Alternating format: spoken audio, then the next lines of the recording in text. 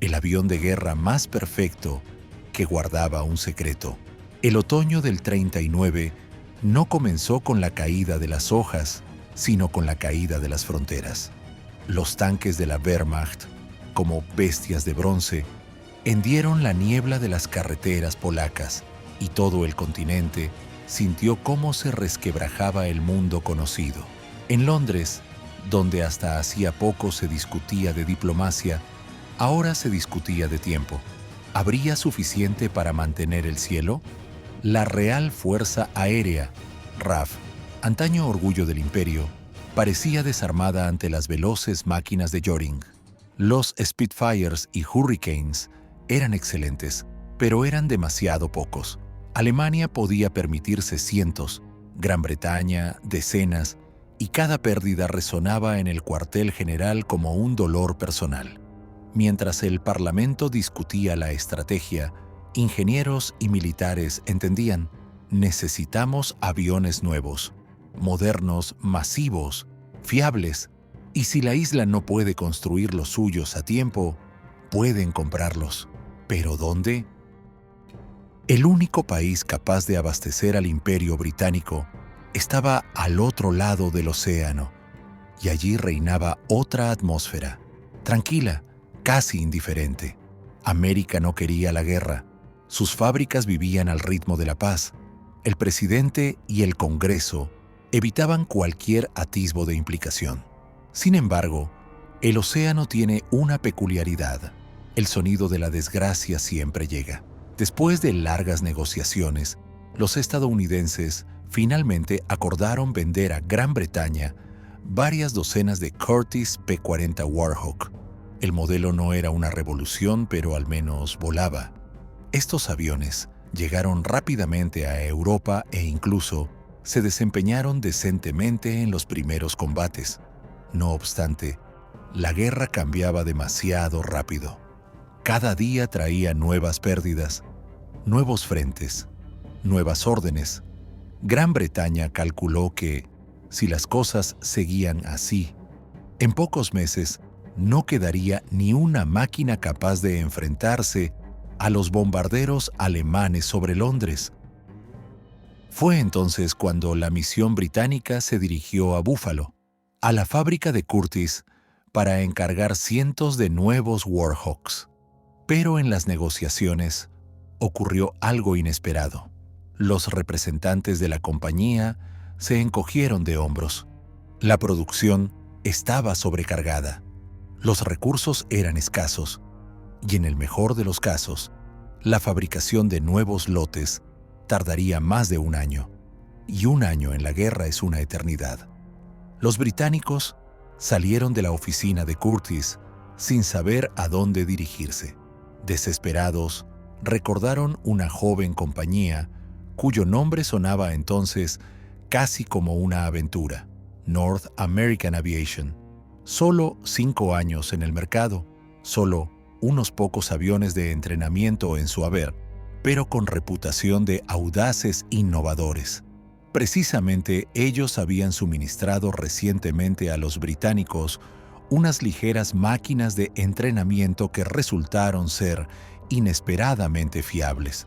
Parecía que allí donde otros buscaban excusas, esta gente buscaba desafíos. En Los Ángeles, en ese momento, trabajaba un hombre al que más tarde llamarían el aviador comerciante más convincente del siglo XX. Su nombre era James Kindleberger. No era solo un ingeniero, sino un hombre enamorado de la idea misma de volar.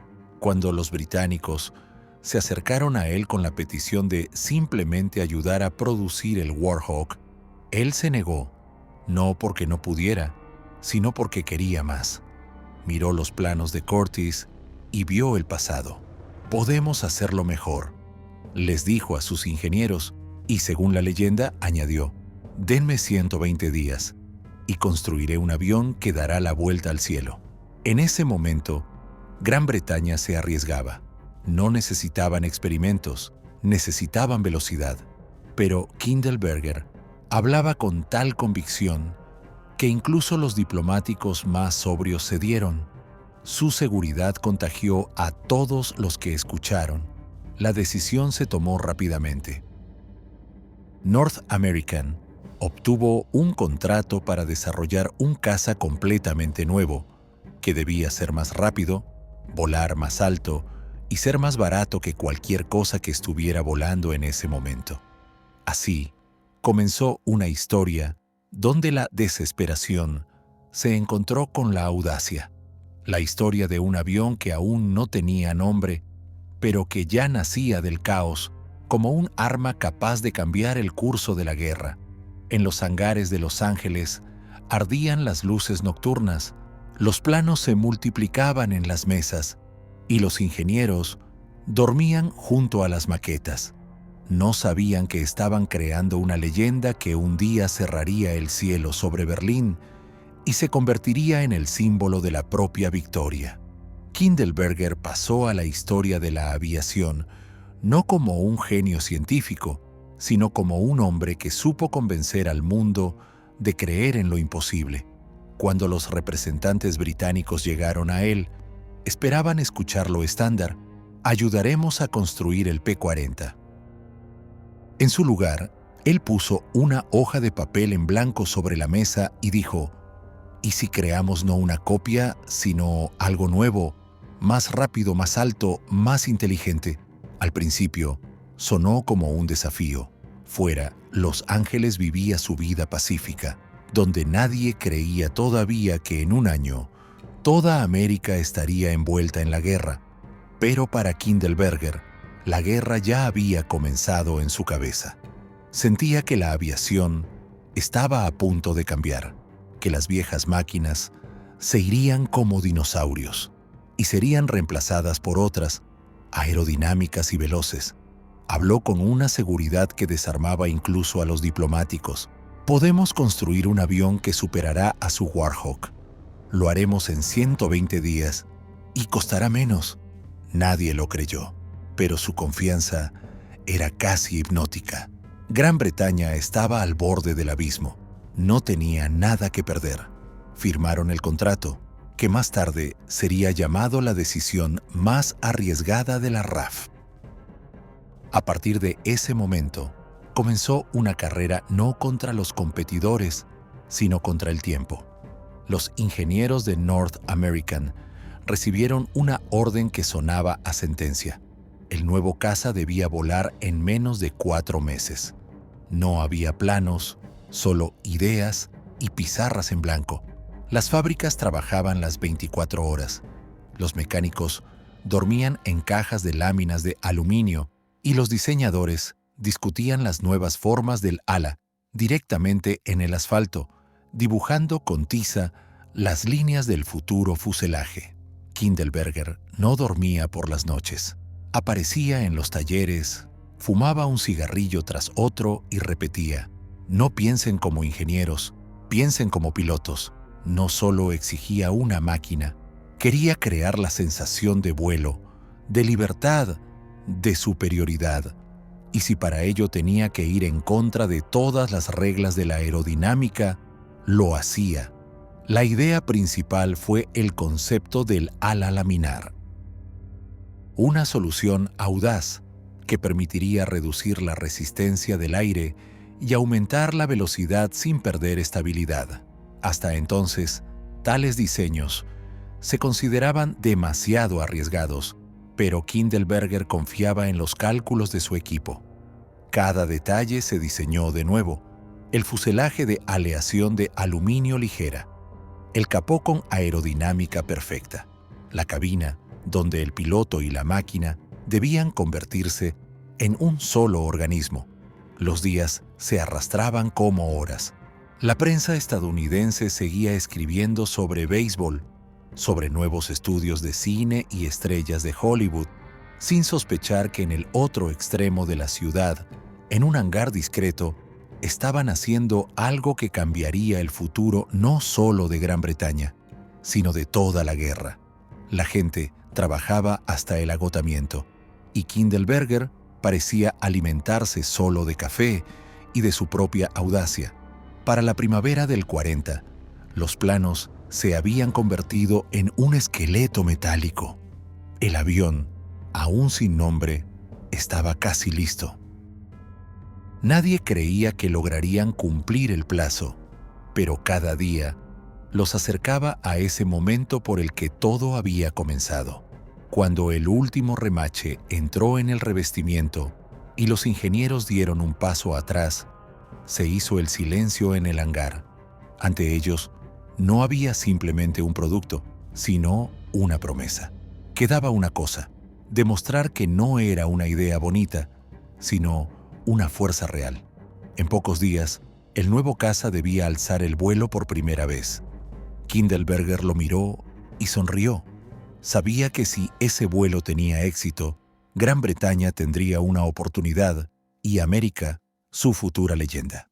La fría mañana de diciembre del 40 comenzó con expectación. En los hangares de North American reinaba un silencio que se sentía como una sentencia.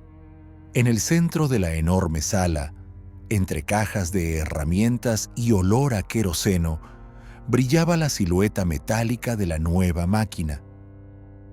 El sol de invierno jugaba en su revestimiento, e incluso los ingenieros fatigados que estaban alrededor lo miraban como si vieran un ser vivo listo para desplegar sus alas.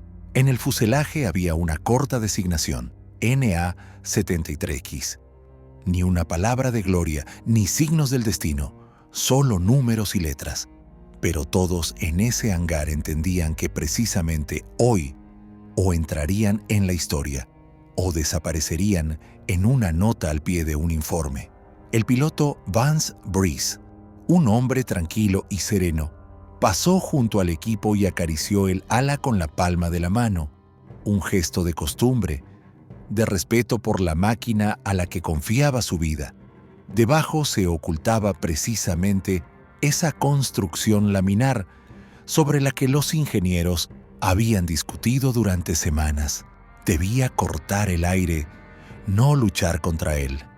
Y en eso radicaba la esencia de toda la idea de Kindleberger: velocidad a través de la ligereza, fuerza a través de la precisión. Brice subió a la cabina, se abrochó los cinturones, comprobó los instrumentos y asintió. El motor Allison rugió gravemente, como una bestia probando su voz antes del salto. El aire se llenó de vibración. Kindleberger se quedó a un lado inmóvil. Para él, este momento no era solo una prueba, era una prueba de fe. El NA-73X corrió por la pista, ligero como un pájaro y casi silencioso. El motor bramó. Las ruedas se despegaron del suelo y se elevó en el aire, como si siempre hubiera sabido que estaba destinado a ello. La multitud abajo se quedó inmóvil. Todas las miradas se dirigieron al cielo, donde el nuevo caza ganaba altura, arrojando destellos plateados al sol. Brice subió a 15.000 pies y niveló el vuelo. La máquina iba suave, con confianza, como si el aire mismo se abriera ante ella. No había temblor en la cabina, y las agujas de los instrumentos estaban clavadas. El piloto giró suavemente el mando, y el avión respondió al instante con tal sensibilidad que los pensamientos del piloto parecían adelantarse al movimiento. Después de unos minutos, aumentó la velocidad y la aguja del velocímetro superó la marca de 320 millas por hora. Esto era 25 millas más rápido que el mejor caza estadounidense de la época. Desde tierra, Kindleberger observaba cómo la sombra plateada dibujaba círculos en el cielo. Su rostro permanecía tranquilo, pero sus dedos apretaban el cigarrillo encendido con tanta fuerza que la ceniza se desmoronaba. Después de 30 minutos, Brice llevó la máquina al aterrizaje, y cuando las ruedas tocaron el hormigón, se produjo una explosión de aplausos en el aeródromo. La gente reía, se abrazaba, alguien incluso lloró. Nadie creía que realmente lo hubieran logrado. Unos días después, la comisión británica llegó para la prueba. Uno de los representantes, al ver el avión en acción, dijo: Se mueve como un Mustang en la estepa, libre e indomable. Así, el avión recibió su nombre. Corto, sonoro, lleno de carácter. El nuevo caza era perfecto. Más rápido, más ligero, más dócil. Su fuselaje recordaba a una flecha alargada, y el brillo del aluminio lo hacía parecer una hoja. Los británicos estaban encantados. El pedido se firmó de inmediato, y Kindleberger por fin se permitió sonreír. Había cumplido su promesa, pero en la profundidad de este éxito ya se escondía una sombra. Nadie sospechaba aún que detrás de su aerodinámica perfecta se escondía un corazón débil. El motor Allison, fiable a bajas altitudes, perdía el aliento donde comenzaba la verdadera guerra. Entre las nubes, a una altura superior a los 17.000 pies. Allí donde luchaban el Spitfire y el Messerschmitt, el Mustang perdía fuerza. Por ahora era solo un indicio, un ligero temblor de la aguja del altímetro, pero muy pronto se convertiría en su primera y más peligrosa crisis. Cuando los primeros Mustang de serie llegaron a los Estados Unidos, el encuentro fue frío. Los pilotos de prueba estadounidenses, acostumbrados a los informes rimbombantes sobre récords, no compartieron el entusiasmo de los británicos. La máquina fue elevada a gran altura, se observaron los instrumentos y se dio un veredicto conciso: demasiado débil. Todo lo que brillaba en tierra perdía fuerza en el cielo. El motor Allison, sin sobrealimentación adicional, comenzaba a ahogarse. Apenas la aguja del altímetro superaba los 17.000 pies. El avión, creado para la libertad, de repente se convirtió en prisionero de su propia altura. En los cuarteles generales fruncían el ceño. El Mustang era demasiado bueno para ser descartado, pero demasiado débil para convertirse en un caza. Entonces alguien propuso un compromiso: convertirlo en un bombardero en picado. Así nacieron en el papel el A-36 Apache y el Invader, un extraño intento de darle a la máquina un nuevo destino. El nombre cambió, pero no la esencia. El Mustang ahora volaba bajo, deslizándose sobre la tierra como una sombra.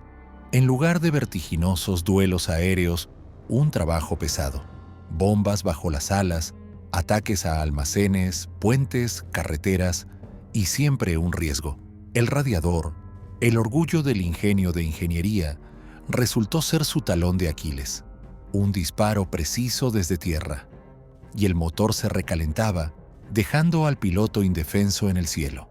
El Mustang se convertía en una bola de metal en llamas, cayendo a la hierba.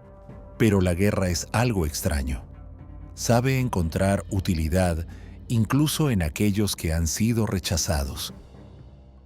Cuando las tropas estadounidenses se encontraron en Birmania, entre selvas húmedas, donde los caminos se convertían en barro y el aire estaba saturado de humedad y miedo, resultó que ningún avión era capaz de operar en tales condiciones. Solo el Mustang, su fuselaje ligero y su maniobrabilidad le permitían pasar sobre la maleza donde otras máquinas se quedarían atascadas para siempre. Se convirtió en los ojos y las manos de los soldados que la jungla había aislado del mundo. Volando casi al nivel de los árboles, los pilotos encontraban en esta máquina no una debilidad, sino un compañero leal. Lo usaban como artillería aérea, como explorador, como único medio de apoyo. En los valles estrechos, bajo el silbido del viento y el rugido de las hélices, el Mustang vivía su nueva vida. Los mecánicos comenzaron a llamarlo cariñosamente simplemente Musty. Conocían todos sus caprichos, pero lo respetaban por su resistencia. Los pilotos, al regresar de las misiones, decían que este avión sentía los pensamientos. No había que obligarlo, bastaba una insinuación. Obedecía como un amigo que entiende sin palabras. Lentamente, la reputación de la máquina comenzó a cambiar. El Mustang dejó de ser un perdedor. Se convirtió en un luchador fiable, aunque no brillante, que asumía la rutina de la guerra. En sus alas vivía una simple verdad. No todos los héroes nacen en desfiles. A veces el heroísmo es simplemente volar donde nadie más puede. Y fue precisamente en ese barro, en el calor y la lluvia, donde nació la idea que lo cambiaría todo. Uno de los ingenieros comentó: si este avión es tan bueno a baja altura, ¿qué pasaría si le diéramos un corazón capaz de respirar en las nubes? Así comenzó lo que haría del Mustang una leyenda. La idea nació no en un laboratorio, sino en una conversación entre pilotos cansados. Un aviador británico, regresando de una salida con el Mustang, le dijo a un ingeniero: «¿Sabes? Sería perfecto si tuviera el corazón de un Spitfire».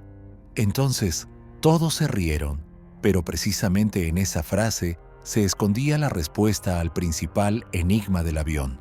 El Mustang era perfecto en forma, pero no en alma. Su cuerpo sabía cortar el aire, sus alas, abrirse paso a través de la tormenta, pero el motor Allison seguía siendo su punto débil. Gran Bretaña, quemada por la guerra y templada por la desesperación, decidió arriesgarse. Propusieron lo imposible: reemplazar el motor estadounidense por el Rolls-Royce Merlin, el mismo que impulsaba al Spitfire hacia arriba, como si fuera levantado por la propia fuerza de la naturaleza. En Londres, la idea fue recibida con cautela, pero en Derby, donde se encontraba la fábrica de Rolls-Royce, los ingenieros la tomaron como un desafío. Un Mustang con corazón británico. Sonaba casi romántico. Pronto, los planos llegaron a manos de los estadounidenses y Packard, el gigante automovilístico de Detroit, recibió el encargo de adaptar el motor para la producción en serie en EU. La máquina, creada en la intersección de dos mundos, debía convertirse en el símbolo de una nueva alianza y un nuevo cielo. El Merlin no solo era más potente, era más vivo. Su sobrealimentador de doble etapa le permitía respirar a 30.000 pies, donde el Allison ya perdía el conocimiento. El nuevo motor también requería un nuevo entorno. El radiador tuvo que ser rediseñado, haciéndolo resistente al fuego. La hélice de 3 palas fue reemplazada por una de 4, para hacer frente al aumento de potencia. El fuselaje mismo fue reforzado, como preparando la máquina para un destino diferente, y el armamento se convirtió en lo que debía ser un verdadero luchador. En lugar de cañones ligeros, se instalaron ametralladoras Browning calibre .50, precisas, fiables, listas para combates aéreos prolongados. El Mustang ya no era un compromiso volante. Se estaba convirtiendo en el arma de guerra perfecta. Cuando el nuevo prototipo salió a la pista por primera vez, todos los que conocían la versión anterior sintieron como si estuvieran viendo a un amigo resucitado. En el aire, no solo volaba, cantaba. La potencia del Merlin lo disparaba hacia arriba con la ligereza de un cohete. Subía donde antes se ahogaba y seguía ganando altura. Donde antes terminaba el techo de las posibilidades, ahora comenzaba el verdadero cielo. Los pilotos de prueba decían que la diferencia se sentía desde el primer segundo. El rugido del motor no solo era más fuerte, era más limpio, más saturado, como si cada detalle hubiera encontrado su propósito.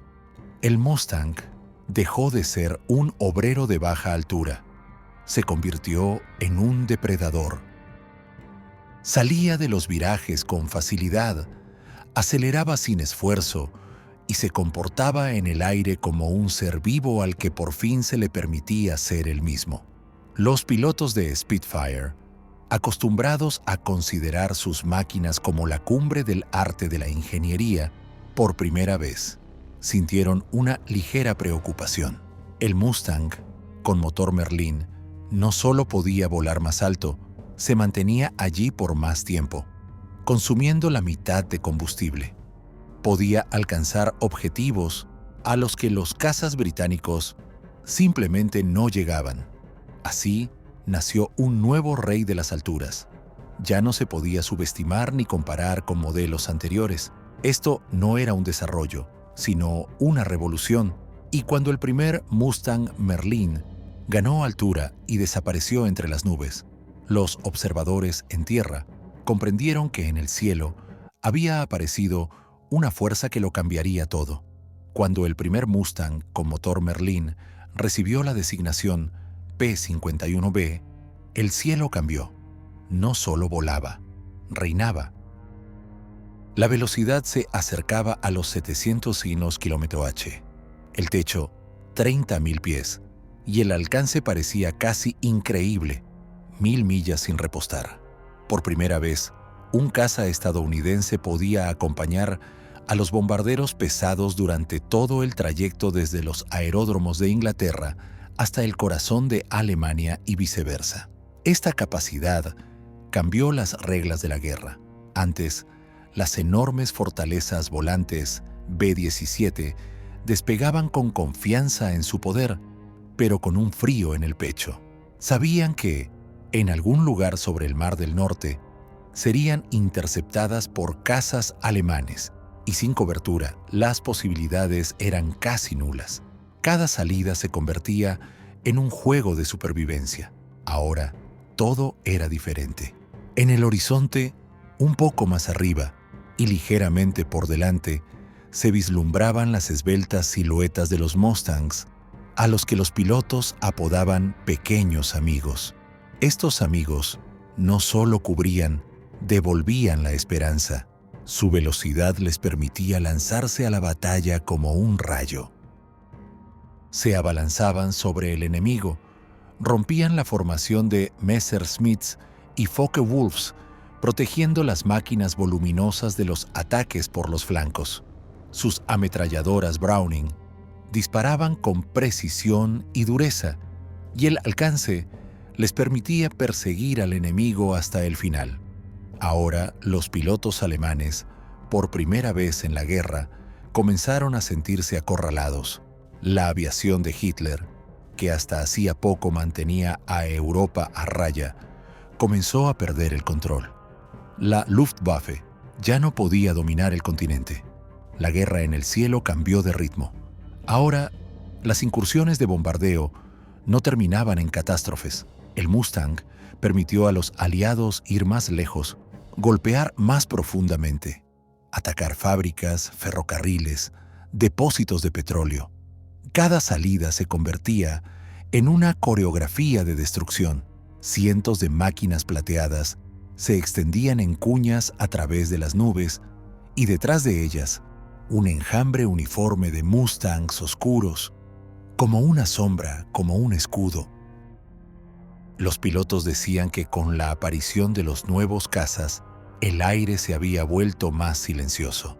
Ya no esperaban el ataque, avanzaban. Las fábricas alemanas que producían combustible y motores comenzaron a colapsar una tras otra. Sin combustible, los aviones de la Luftwaffe no podían volar. Sin piezas, no podían luchar. El Mustang protegía, privaba lentamente al enemigo del aliento. Los pilotos de bombarderos, por primera vez en mucho tiempo, sentían que no estaban solos. Cuando el Mustang aparecía cerca, los aviadores les agitaban las alas en señal de gratitud. En el cielo, esto parecía una correspondencia muda entre los salvados y los salvadores.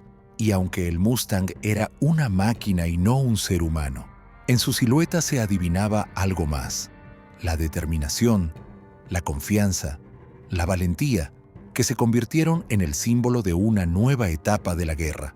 Ahora el cielo sobre Europa dejó de pertenecer a Alemania. Se volvió estadounidense, brillante, ruidoso, seguro. En ese cielo resonaba el rugido de los motores Merlin y cada sonido recordaba: la era de las incursiones indefensas ha terminado. Desde ese día, no solo volaban bombas sobre Europa, volaba la confianza en que la victoria se había convertido en una cuestión de tiempo. La fama del Mustang crecía cada día, pero incluso la perfección tiene límites. Los pilotos que regresaban de las batallas decían: podemos volar más rápido que nadie, pero no vemos quién está a nuestras espaldas. Sus quejas eran simples, pero mortalmente importantes. En la batalla, fracciones de segundo lo deciden todo, y la cabina del Mustang, con marcos macizos, limitaba la visibilidad. Además, las ametralladoras Browning a veces se atascaban en picado, cuando el avión se zambullía bruscamente, y en el momento en que se necesitaba disparar, el arma callaba. En North American no se excusaron. Kindleberger reunió de nuevo a su equipo y en pocas semanas nació un nuevo proyecto, el P-51D. La cumbre del instinto de ingeniería y la obsesión humana. La principal novedad fue la cabina. Una cúpula sin ángulos de plástico transparente de una sola pieza apodada Lágrima. Ahora el piloto podía verlo todo alrededor en Topontzho. Por primera vez, el caza se sentía realmente como un depredador, capaz de ver al enemigo en cualquier punto del cielo.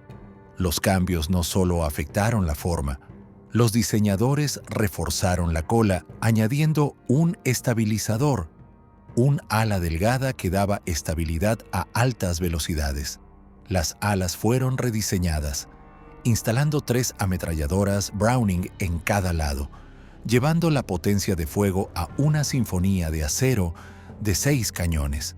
El nuevo Mustang disparaba más tiempo, con más precisión y sin fallos.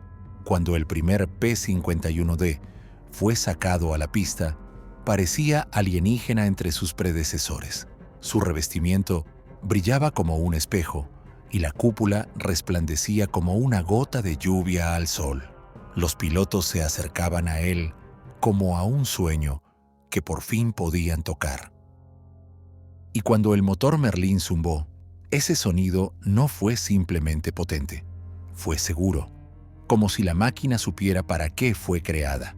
En la primavera del 44, el P-51D recibió su primera orden: escoltar una incursión a Berlín. Este vuelo se convirtió en un símbolo de la nueva era. Las columnas de B-17 y B-24 se extendían sobre Europa, y a su alrededor, como guardianes plateados, giraban los Mustangs. Los interceptores alemanes intentaron acercarse, pero no llegaron a tiempo. El P-51D ganaba velocidad más rápido, subía más alto y entraba en virajes con tal precisión que el enemigo los perdía de vista. En tierra, en el cuartel general de la Luftwaffe, los oficiales miraban los mapas y no creían a sus propios ojos. Berlín, una ciudad que parecía inalcanzable, estaba bajo la protección de cazas estadounidenses. Desde ese día, los pilotos alemanes comprendieron que el cielo ya no les pertenecía. Cada Mustang D era la encarnación de lo lejos que había llegado la guerra, desde las máquinas toscas y angulares de los primeros años hasta una forma aerodinámica casi perfecta. Se convirtió no solo en un caza, sino en el símbolo del fin del viejo mundo. Cuando volaban en formación, reflejando el sol, parecía que el propio cielo tomaba partido por los aliados, y allí, sobre Berlín, donde antes resonaban los desfiles victoriosos de la Luftwaffe, ahora sonaba el rugido de los motores estadounidenses. El Mustang cerró el círculo de su evolución, desde una idea nacida de la desesperación hasta un arma que se convirtió en la señal del punto de inflexión de toda la guerra. Hacia el final de la guerra, el Mustang se convirtió en algo más que un simple avión. Se convirtió en una leyenda, un símbolo viviente de que la determinación y la fe en una idea son capaces de superar el miedo y las fronteras. En pocos años, pasó de ser un prototipo subestimado al caza más grande de su tiempo. Su motor Merlin cantaba sobre Europa, una canción en la que resonaban la fuerza y la precisión, y sus alas llevaban no solo armas, llevaban la confianza de que el cielo pertenece a quienes luchan por él. Realizó más de 213.000 salidas, destruyó 9.000 aviones enemigos y 4.000 objetivos en tierra. Las pérdidas fueron solo una pequeña parte, alrededor de 2.500 máquinas. Nadie podía presumir de tal supervivencia. El Mustang se convirtió en el pilar de los aliados, una cúpula invisible bajo la cual el ejército avanzaba y las ciudades de Alemania se sumergían lentamente en la oscuridad de la derrota. Los ingenieros alemanes todavía intentaban adelantarse. Pusieron en combate el reactor Me-262, un avión fantásticamente rápido, adelantado a su tiempo. Volaba 100 millas por hora más rápido que el Mustang, y por un momento pareció que el cielo podía cambiar de nuevo. Pero la historia de la guerra no se decide por la velocidad, sino por el número. Los aviones a reacción eran raros, complejos y caprichosos. Sus motores requerían un mantenimiento meticuloso y el combustible, que alguna vez fue abundante, ahora era más caro que la vida. El Mustang, por el contrario, era simple y fiable. No aspiraba a ganar en la competición técnica. Ganaba por resistencia y número. Mientras los ases alemanes esperaban a que sus aviones fueran repostados y preparados, los Mustangs ya estaban sobrevolando los aeródromos, esperando el momento del despegue. Atacaban en el instante en que los Me-262 eran más vulnerables. En la carrera de despegue o en el aterrizaje, una formación de máquinas plateadas se lanzaba en picado desde arriba, convirtiendo la pista en una tormenta de fuego y humo. Cada día, la Luftwaffe perdía no solo aviones, sino también la fe. Los oficiales comprendieron que ya no controlaban el cielo, que ni siquiera los mejores pilotos podían cambiar el curso de los acontecimientos. El orgullo de Hitler se desvanecía junto con las últimas gotas de combustible. Se rumorea que un día Göring, el jefe de la aviación alemana, estaba junto a la ventana de su cuartel general y miró los puntos plateados que se extendían sobre Berlín. Sabía que no eran sus aviones, y entonces pronunció la frase que se convirtió en el epitafio de la Luftwaffe. El día que vi a los Mustangs sobre Berlín, comprendí que todo había terminado. Así, terminaba no solo la historia de un caza, sino una era. El Mustang se convirtió no en un arma, sino en un símbolo. Nació de la desesperación de Gran Bretaña, creció en la fe de los estadounidenses y maduró en la batalla. Sus líneas, su rugido, su inquebrantable resistencia encarnaron la esencia de lo que se llama libertad. Cuando la guerra terminó, muchas máquinas fueron desguazadas, desmontadas, olvidadas. Pero el Mustang permaneció en la memoria porque era más que metal y remaches. Era un recordatorio de que incluso en el caos de la guerra, el ser humano es capaz de crear belleza, rápida, precisa y libre como el viento. Y cuando el sol volvió a salir sobre las ciudades destruidas de Europa, se reflejó en las alas pulidas de los Mustangs, los que un día se levantaron de las cenizas y devolvieron el cielo a la humanidad.